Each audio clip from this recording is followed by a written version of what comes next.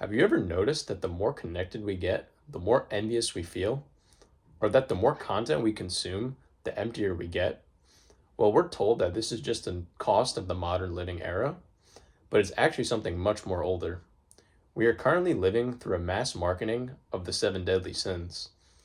We've rebranded soul crushing habits as lifestyle choices, and we wonder why we feel so burnt out.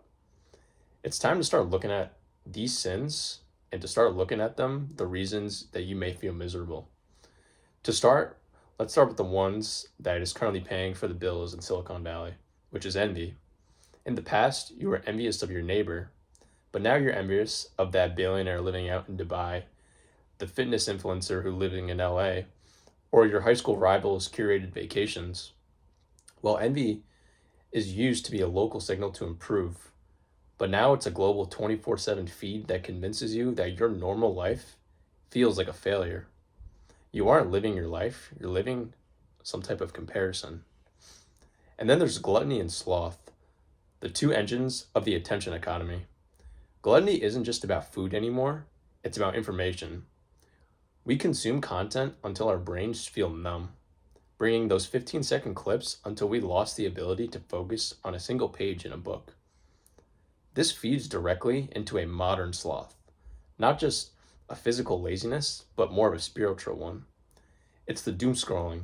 It's the inability to do the hard thing because the easy, dopamine heavy thing is always just an inch away. We aren't resting, we're just stagnating. And what about the sins of action?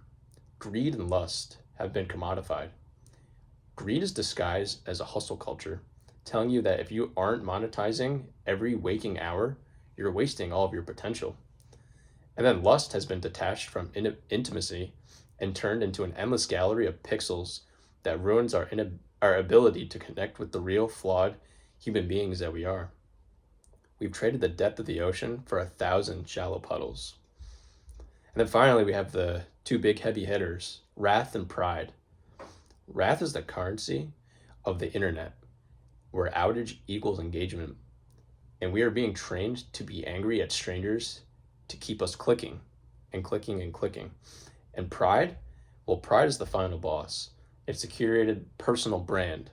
It's the belief that we are the center of the universe and that our image is way more important than our character. The seven deadly sins aren't ruining your life because you're a bad person per se. They're ruining your life because they are the path of least resistance.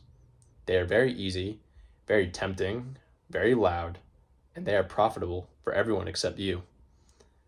But to reclaim your life, you have to realize that the opposite of these sins isn't just being a good person. It's being intentional. It's choosing boredom over mindless consumption, or stillness over the grind, and reality over the simulation. The ancient world called them sins, but the modern world calls them that they're the status quo. Maybe it's time to stop following the script. Thank you for watching.